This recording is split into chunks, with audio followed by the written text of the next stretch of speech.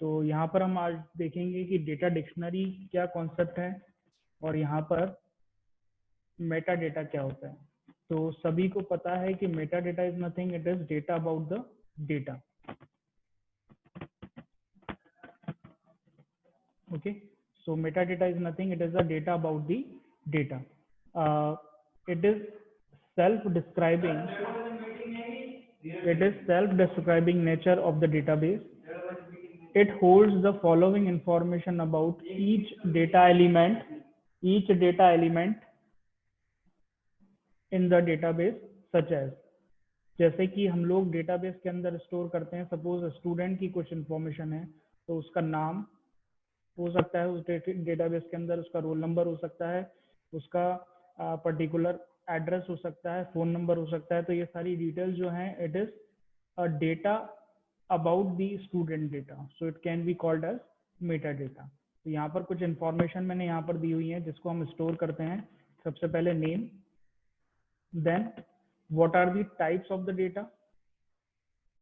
ठीक है, यहाँ पर मैं एट्रीब्यूट्स की बात कर रहा हूँ। तो सबसे पहले टेबल के स्ट्रक्चर में हम लोग सारे एट्रीब्यूट के नाम सेट करते हैं एज पर द रिक्वायरमेंट, और उसके बाद उस पर्टिकुलर एट्रीब्यूट के टाइप के अकॉर्डिंग, जैसे एड्रेस में किस तरह का डेटा स्टोर होगा, एड्रेस में डेटा स्टोर होगा स्ट्रिंग टाइप का, it can be alpha numeric characters. ठीक है, किसी सैलरी एट्रीब्यूट के अंदर किस तरह का डेटा स्टोर होगा, उसमें डेटा स्टोर होगा आपका न्यूमेरिक टाइप का। ठीक है, नेम के अंदर अगेन स्ट्रिंग टाइप का हो सकता है। ठीक है, तो इस तरह से आप डेटा स्टोर कर सकते हैं। डेट ऑफ ज्वाइनिंग या डेट ऑफ बर्थ में हम डेट टाइप का डेटा लेते हैं।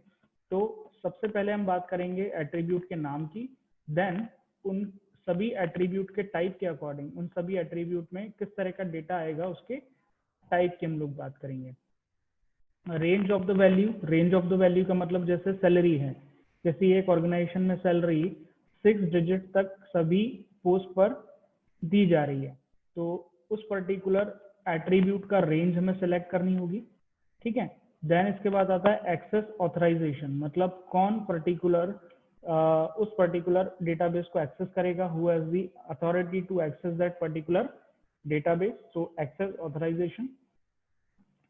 Then fifth one is indicate which application program uses the data, और ये भी इंडिकेट करना जरूरी होगा कि किस तरह की एप्लीकेशन उस डेटा को यूज कर रही है। So it is nothing, it is the data about the data. So this particular data और डेटा अबाउट द डेटा और Meta data is called the data dictionary. Now database management system is having, or database as far as the database is concerned, there are two types of data dictionary available. First one is active data dictionary and second is passive data dictionary. तो सबसे पहले यहाँ पर देखते हैं कि active data dictionary exactly क्या है। सो एक्टिव डेटा डिक्शनरी की हम लोग बात करें तो ये ऐसी डिक्शनरी है, ऐसा डेटा की डिक्शनरी है जो ऑटोमेटिक मैनेज होती है। It can be manage by the database management system. Okay, और ये हमेशा आपके करंट डेटाबेस के स्ट्रक्चर को फॉलो करती है। जैसे सपोज आपके डेटाबेस के स्ट्रक्चर में आज 3 टेबल्स हैं, है ना, और तीसरी टेबल में कुछ मॉडिफिकेशन हुए हैं, तो exactly that particular modification will be automatically updated in the active data dictionary. So active data dictionary always having concern with the current structure of the data, and this particular data dictionary will automatically maintained by the database management software. Passive data dictionary की बात करें तो passive data dictionary का यहाँ पर meaning है, it is a user defined dictionary. User has the ability and user only the person who is available, who is able to update this particular data dictionary। मतलब exactly ये passive data dictionary को कौन update करेगा, it is updated by the user only. Okay, and this particular data dictionary is used for the documentation purpose. मतलब implementation की बात ना करें, हम केवल डॉक्यूमेंटेशन की बात करें, तो डॉक्यूमेंटेशन की बात जब करेंगे तो ये पर्टिकुलर डेटा डिक्शनरी किस लिए यूज होगी, it is use for only the documentation purpose. Okay, and as I have told you that it is a user defined data dictionary and user has the ability to modify this particular passive data dictionary. तो user ही इस particular passive data dictionary को update करेगा। तो दो तरह की data dictionary मैंने आपको बताई, एक तो होती है एक्टिव। एक्टिव का मतलब यहाँ पर ये ऑटोमेटिकली मैनेज होगी by the database management system, and passive data dictionary will be managed by the user. Okay, now next जो टॉपिक हम लोग कवर करने जा रहे हैं वो है टाइप्स ऑफ कीज। अब की का मतलब यहाँ पर क्या, की का मतलब यहाँ पर कंस्ट्रेंट्स, रूल्स और रेगुलेशन से हैं जो कि हम पर्टिकुलर डेटाबेस के ऊपर अप्लाई करते हैं। तो सबसे पहला इसके अंदर जो कीज आती है वो आती है प्राइमरी की। तो प्राइमरी की ऑलरेडी मैं आप लोगों को डिफाइन कर चुका हूँ कि प्राइमरी की क्या है। प्राइमरी की एक तरह का कंस्ट्रेंट है, एक तरह का रूल है जो कि आप टेबल के किसी एक पर्टिकुलर एट्रीब्यूट पर या सेट ऑफ एट्रीब्यूट्स पर अप्लाई कर सकते हैं। अगर किसी एट्रीब्यूट के ऊपर आपने ये प्राइमरी की अप्लाई की है तो उसका मतलब ये है कि उस पर्टिकुलर एट्रीब्यूट में जो भी इंफॉर्मेशन इंसर्ट होने वाली है, जो भी इंफॉर्मेशन स्टोर होने वाली है, वो हमेशा कैसी होगी, वो हमेशा यूनिक होगी और नॉट नल होगी। मतलब जैसे स्टूडेंट का रोल नंबर, अब स्टूडेंट के रोल नंबर की हम लोग बात करेंगे तो स्टूडेंट का रोल नंबर आप जानती हैं कैसा डेटा होता है स्टूडेंट के रोल नंबर में। रोल नंबर हमेशा हर स्टूडेंट का यूनिक होता है, कभी भी दो या दो से ज्यादा स्टूडेंट का रोल नंबर सेम नहीं हो सकता है, ठीक है। और जो भी स्टूडेंट किसी स्कूल या किसी कॉलेज में एनरोल्ड है उसका पर्टिकुलरली एक enrolment number as a roll number तो होगा ही होगा। तो कहने का मतलब यह है कि particular roll number can be the primary key of that particular table, जिसमें हम हमेशा यूनिक इंफॉर्मेशन ही फिल करेंगे और हमेशा वो पर्टिकुलर एट्रीब्यूट जिसमें आपने प्राइमरी की अप्लाई की है उस पर्टिकुलर एट्रीब्यूट में कभी भी इंफॉर्मेशन को हम एम्प्टी नहीं रख सकते हैं, ठीक है। तो ये जो पर्टिकुलर प्राइमरी की है उसका मतलब ये है it uniquely identifies the tuple, okay, and it can not be null. Okay, जैसे यहाँ पर मैंने एग्जांपल दिया हुआ है, जैसे किसी एम्प्लॉय मैनेजमेंट सिस्टम के डेटाबेस की बात करें तो employee ID, social security number, then ठीक है। तो ये सारी, जैसे स्टूडेंट के केस में हम बात करें स्टूडेंट का रोल नंबर, तो ये सारी एट्रीब्यूट कैसे हो गए, they are going to qualify to become the primary key. ये प्राइमरी की बनने के लिए क्वालिफाई कर रहे हैं तो हम क्या करेंगे, इन पर्टिकुलर एट्रीब्यूट को प्राइमरी की अप्लाई कर देंगे, ठीक है। अब यहाँ पर देखिएगा ये प्राइमरी की जो पर्टिकुलर की है यही प्रैक्टिकली हम किसी टेबल के एट्रीब्यूट को प्राइमरी की बना सकते हैं। इसके अलावा जितनी भी मैं कीज बताऊंगा वो सारी कीज जो है वो थ्योरेटिकल बेसिस पर है, ठीक है। इसके बाद जो आती है वो आती है कैंडिडेट की। अब कैंडिडेट की यहाँ पर क्या है, कैंडिडेट का मतलब होता है पार्टिसिपेंट, है ना। तो पार्टिसिपेंट का मतलब किसी एक कंपटीशन में बहुत सारे कैंडिडेट पार्टिसिपेट कर सकते हैं, ठीक है। तो फंडा यहाँ पर कैंडिडेट की का क्या है, कैंडिडेट की आर दी की and it is representation of about those attributes of the relation which are qualifying to become a primary key। मतलब ये ऐसे attributes को indicate कर रहा है जो प्राइमरी की बनने के लिए क्वालिफाई कर रहे हैं, ठीक है। जैसे एक एग्जांपल के तौर पे हम यहाँ पर लें, सपोज स्टूडेंट नाम की आपकी टेबल है। अब स्टूडेंट के अंदर आपका रोल नंबर है, देन एडमिशन नंबर है, देन नेम है, देन आपका एड्रेस, क्लास, सेक्शन, इस तरह से इंफॉर्मेशन फिल की गई है। तो आप यहाँ पर देख रहे हैं कि केवल और केवल दो ही एट्रीब्यूट ऐसे हैं जो प्राइमरी की बनने के लिए क्वालिफाई कर रहे हैं, दैट इज रोल नंबर, क्योंकि रोल नंबर भी हर स्टूडेंट का यूनिक होता है और नॉट नल होता है। और यहाँ पर एक और एट्रीब्यूट है दैट इज एडमिशन नंबर। तो एडमिशन नंबर भी क्या है, यहाँ पर प्राइमरी की बनने के लिए क्वालिफाई कर रहा है, क्योंकि एडमिशन नंबर भी हर स्टूडेंट का यूनिक होता है और नॉट नल होता है, ठीक है। तो एग्जैक्टली यहाँ पर कैंडिडेट की क्या हो गई, मतलब ऐसे कौन सा एट्रीब्यूट होगा जो प्राइमरी की बनने के लिए क्वालिफाई कर रहे हैं, वो होगा आपके रोल नंबर और एडमिशन नंबर। तो इस तरह से आप इसको समझ सकते हैं कि कैंडिडेट की एग्जैक्टली क्या है। So candidate key are those attribute of the relation which are qualifying to become the primary key, ठीक है। और यहाँ पर एक और छोटा सा मैंने यहाँ पर नोट दे के लिखा हुआ है, और which have the property of the uniqueness and irreducibility.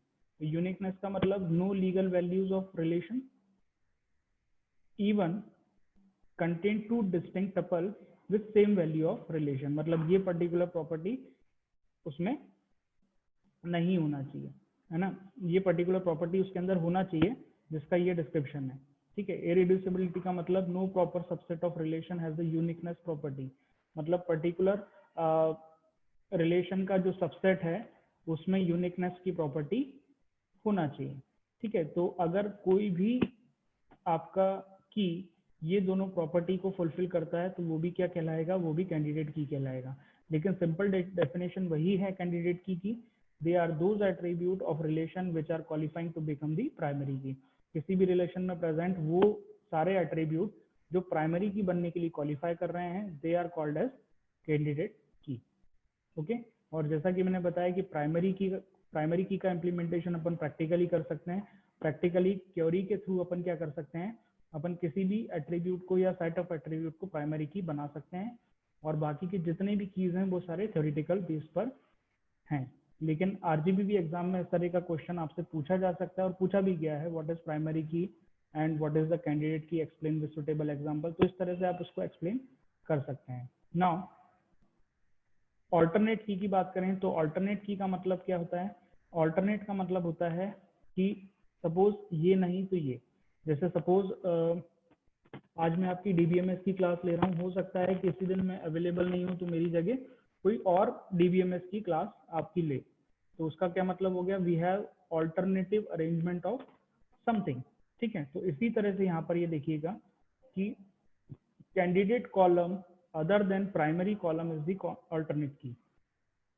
जैसे कि मैंने यहाँ पर एग्जांपल बताया कि एक आपकी टेबल है स्टूडेंट नाम की, और उस स्टूडेंट नाम की टेबल में 4 एट्रीब्यूट्स हैं, roll number, admission number, name and class, ठीक है। तो यहाँ पर 2 एट्रीब्यूट ऐसे हैं जो कैंडिडेट की हैं, क्योंकि वो दोनों ही एट्रीब्यूट रोल नंबर और एडमिशन नंबर प्राइमरी की बनने के लिए क्वालिफाई कर रहे हैं।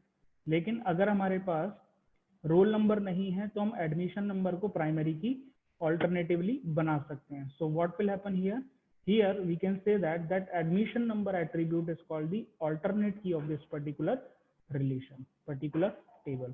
So alternate key क्या है, ये क्लियर हो गया होगा सभी को।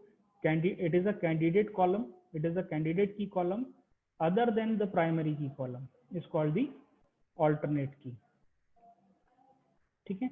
यहाँ पर एग्जांपल भी दिया है, employee ID is a primary key, then social sequence number would be the alternative की।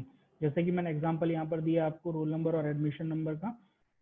रोल नंबर यहाँ पर प्राइमरी की है, लेकिन एडमिशन नंबर क्या है, यहाँ पे ऑल्टरनेट की है, और दोनों ही एट्रीब्यूट्स को कंबाइंडली हम क्या बोलेंगे, दे आर द कैंडिडेट की ऑफ द पर्टिकुलर रिलेशन।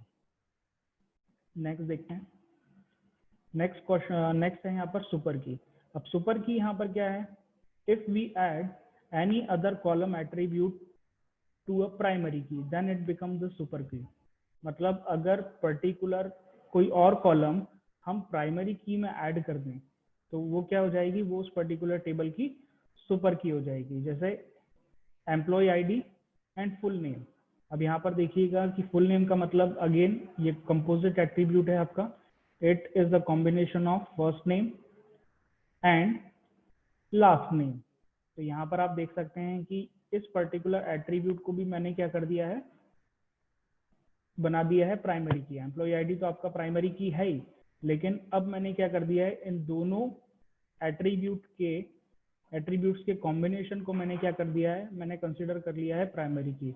तो इसे हम प्राइमरी की ना बोलते हुए हमें क्या बोलेंगे, इसको हम इस पर्टिकुलर एट्रीब्यूट को इस टेबल का सुपर की बोलेंगे। when you are including other attribute into the primary key, so it will become the super key of the particular relation or particular attribute. Okay, now composite key की बात करें, if a table, एक example मैंने यहाँ पर set किया है, if a table do have a single column that qualify for the candidate key, then we have to select 2 or more column to make a row unique, ठीक है। Like if there is no employee ID or SSN column, then we can make full name plus date of birth as a composite primary key. अब यहाँ पर देखिएगा, यहाँ पर मैंने एक एग्जांपल यहाँ पर सेट किया है और यहाँ पर बोला गया है किसी एक पर्टिकुलर टेबल के अंदर, किसी एक पर्टिकुलर रिलेशन के अंदर कोई कैंडिडेट की है जो कि प्राइमरी की बनने के लिए क्वालिफाई कर रही है, ठीक है। Then what we have to do, अगर हमें रो को यूनिक बनाना है तो हमें और कॉलम्स उसके अंदर क्या करने पड़ेंगे, ऐड करने पड़ेंगे, कंपोज करने पड़ेंगे। तो यहाँ पर मैंने क्या किया, एम्प्लॉय आईडी या एसएसएन नंबर को यहाँ पर अवेलेबल नहीं है ये, तो मैंने क्या किया, फुल नेम और डेट ऑफ बर्थ को क्या कर दिया मैंने, एज अ प्राइमरी की कंसीडर कर लिया, ठीक है। सो ये पर्टिकुलर एट्रीब्यूट क्या होगा, they are called as composite key. तो ये पर्टिकुलर एट्रीब्यूट क्या कहलाएंगे, कंपोजिट की कहलाएंगे, अगर वहां पर कोई भी प्राइमरी की अवेलेबल नहीं है, ठीक है। तो इनको अपन क्योंकि एग्जैक्टली हमें क्या करना है, हमें पर्टिकुलर रिलेशन, पर्टिकुलर टेबल के अंदर रिडंडेंसी ऑफ द डेटा को रिमूव करना है। हमें बिल्कुल ऐसा नहीं करना है कि पर्टिकुलर टेबल के अंदर डेटा आपका रिडंडेंट हो रहा है, डुप्लीकेट हो रहा है। So for preventing the duplication of the data, what we have to do, we have to use the composite key concept, और उन पर्टिकुलर एट्रीब्यूट को हमें यहाँ पर प्राइमरी की कंसीडर कर लेना है, जो कि आपके प्राइमरी की एट्रीब्यूट के एब्सेंस में यहाँ पर काम करेंगे। तो फुल नेम और डेट ऑफ बर्थ को हम यहाँ पर क्या बना देंगे, prime attribute, primary key attribute बना देंगे। So that particular attribute is called as composite key of the relation, ठीक है। यहाँ पर मैंने एक एग्जाम्पल भी दिया हुआ है और सारी चीजें यहाँ पर बताई गई हैं। जैसे एम्प्लॉय नाम की आपकी टेबल है जिसमें आपके यहाँ पे 5 एट्रीब्यूट्स हैं, employee ID, full name, SSN, date of joining and date of birth. तो यहाँ पर सबसे पहली बात करें कि इस टेबल के अंदर प्राइमरी की क्या है, तो एम्प्लॉय आईडी यहाँ पर क्या है, प्राइमरी की है, जिसमें हमेशा हम डेटा को यूनिक और नॉट नल चाहेंगे। देन कैंडिडेट की बात करें इस पर्टिकुलर रिलेशन में, तो यहाँ पर 2 एट्रीब्यूट हैं जो कि क्वालिफाई हो रहे हैं प्राइमरी की बनने के लिए। तो ऐसे एट्रीब्यूट क्या हो गए, ऐसे एट्रीब्यूट हो गए आपके एम्प्लॉय आईडी और आपके एसएसएन नंबर, क्योंकि आप जानते हैं कि हर पर्टिकुलर एम्प्लॉय का एम्प्लॉय आईडी यूनिक होता है और SSN number that is social networking number, ठीक है। तो यहाँ पर ये पर्टिकुलर नंबर भी क्या होता है, यूनिक होता है। तो ये दोनों ही एट्रीब्यूट ऐसे हैं जो प्राइमरी की बनने के लिए क्वालिफाई कर रहे हैं। तो ये पर्टिकुलर टेबल के क्या रहेंगे, कैंडिडेट की रहेंगे। नाउ ऑल्टरनेट की बात करें, अब यहाँ पर देखिएगा कि एम्प्लॉय आईडी तो आपका क्या है, प्राइमरी की है, लेकिन ऑल्टरनेटिवली हम ऐसे कौन सा एट्रीब्यूट को प्राइमरी की कंसीडर कर सकते हैं, तो केवल हमारे पास एक एट्रीब्यूट है एसएसएन नंबर, जो कि हम ऑल्टरनेटिवली प्राइमरी की के तौर पर, प्राइमरी की एट्रीब्यूट के तौर पर यहाँ पर कंसीडर कर सकते हैं। सुपर की बात करेंगे तो किसी पर्टिकुलर की एट्रीब्यूट में जब कोई अदर एट्रीब्यूट जो प्राइमरी की ना हो, ठीक है, उसको हम ऐड कर देंगे और उन दोनों को कंबाइंडली हम प्राइमरी की कंसीडर करेंगे, तो ऐसे पर्टिकुलर एट्रीब्यूट्स को हम क्या बोलेंगे, they are called the super key of the particular relation. यहाँ पर एम्प्लॉय आईडी और फुल नेम दोनों क्या हो जाएंगे, सुपर की हो जाएंगे इस पर्टिकुलर रिलेशन के। कंपोजिट की बात करें तो कंपोजिट की यहाँ पर क्या है, ठीक है, अगर सपोज एम्प्लॉय आईडी और एसएसएन नंबर अवेलेबल नहीं है तो हमें क्या करना होगा, हमें ऐसे एट्रीब्यूट को प्राइमरी की कंसीडर करना होगा जो कि बिल्कुल प्राइमरी की बनने के लिए क्वालिफाई नहीं कर रहे हैं। तो क्योंकि हमें क्या करना है, रिडंडेंसी रिड्यूस करनी है, रिडंडेंसी हटानी है अपने डेटाबेस से, हमारी टेबल से, तो हमें क्या करना पड़ेगा, रो को यूनिक करने के लिए, if you want to make the record or row unique in our relation, so we'll have to make the non key attribute as a prime attribute। यहाँ पर फुल नेम और डीओजे को मैंने क्या बना दिया, प्राइमरी की बना दिया, ठीक है।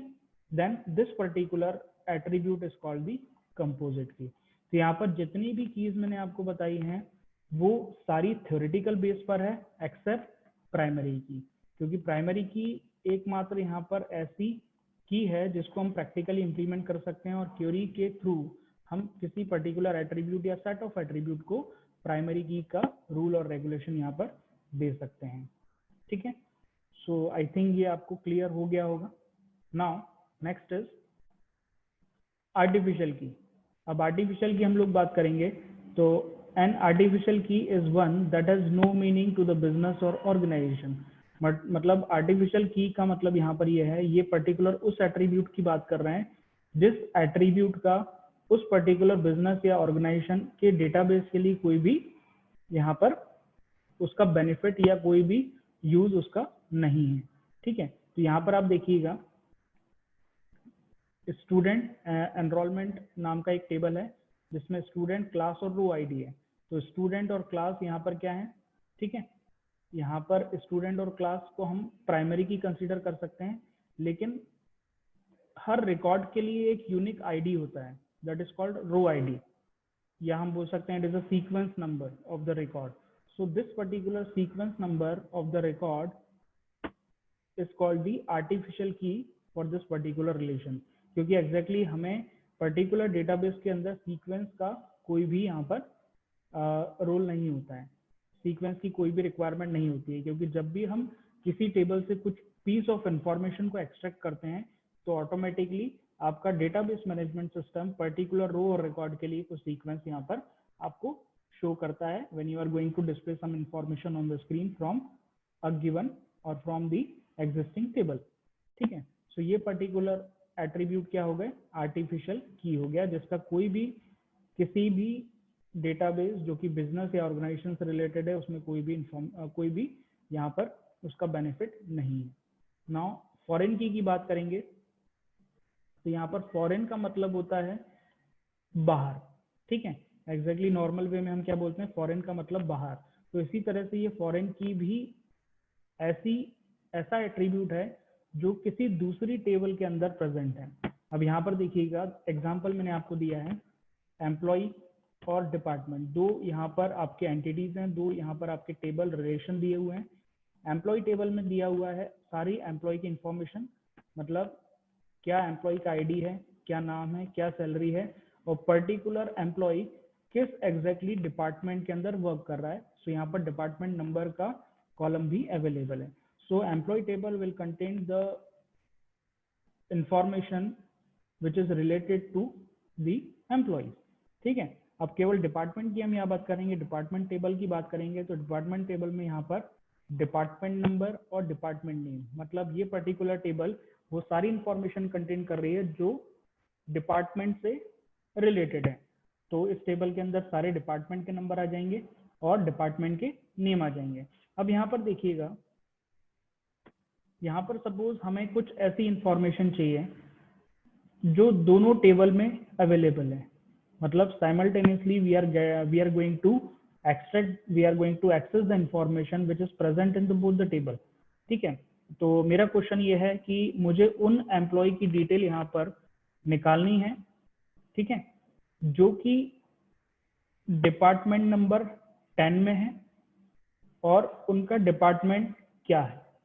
ठीक है, are you getting my point? तो ये क्लियर हो रहा होगा आपको कि मुझे ऐसे एम्प्लॉय की डिटेल चाहिए और उसके डिपार्टमेंट का नाम चाहिए, मतलब पर्टिकुलर एम्प्लॉय का नेम चाहिए और पर्टिकुलर डिपार्टमेंट का नेम चाहिए। ठीक है, जो कि डिपार्टमेंट नंबर 10 का एम्प्लॉय है। तो अब यहाँ पर देखिएगा कि डिपार्टमेंट नंबर तो हमें यहाँ मिल जाएगा, ठीक है, लेकिन डिपार्टमेंट नेम कहाँ से मिलेगा? डिपार्टमेंट नेम आपको मिलेगा इस पर्टिकुलर टेबल डिपार्टमेंट से। तो जब भी ऐसी इंफॉर्मेशन आपको एक्सट्रैक्ट करने की रिक्वायरमेंट होगी जो कि दो टेबल में अवेलेबल हो, सो हम यहाँ पर फॉरेन की बात करेंगे। ठीक है, तो यहाँ पर आप देखिएगा, यहाँ पर डिपार्टमेंट नंबर बात करेंगे हम किसके रेफरेंस में? एम्प्लॉय के रेफरेंस में।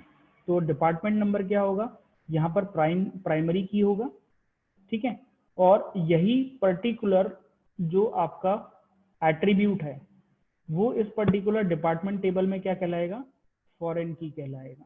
ठीक है, when the name of the attribute which is present in one table and the same attribute is available in the second table, then only we can get the information from both the tables simultaneously. तो जब आपकी ऐसी requirement रहेगी कि आपको दोनों table से information access करना है, तो इस तरह की आपको प्राइमरी की और फॉरेन की का कॉम्बिनेशन का यूज करके आप इंफॉर्मेशन यहाँ पर एक्सेस कर सकते हैं। So foreign key are the attribute of the table which refers the primary key of the same attribute present in the other table. Foreign key are used to link together two or more different tables। ठीक है, अब यहाँ पर देखिएगा कि foreign key are used to link together two or more different tables which have some form of the relation which with each other। ठीक है, तो ये क्लियर बिल्कुल आपको हो रहा होगा कि एक टेबल में इंफॉर्मेशन आपकी है और दूसरी टेबल में भी इंफॉर्मेशन है, तो जब भी आपको दोनों टेबल से इंफॉर्मेशन साइमल्टेनियसली रिक्वायर्ड होगी तो दोनों टेबल से इंफॉर्मेशन आप कैसे एक्सट्रैक्ट करेंगे, यूजिंग दी फॉरेन की, क्योंकि पहली वाली आपकी टेबल के अंदर वो प्राइमरी की है और दूसरी टेबल के अंदर वो पर्टिकुलरली फॉरेन की है। ठीक है, तो फॉरेन की का भी कॉन्सेप्ट आपको यहाँ पर समझ में आ गया होगा। तो आज की क्लास अपन इतना ही करते हैं।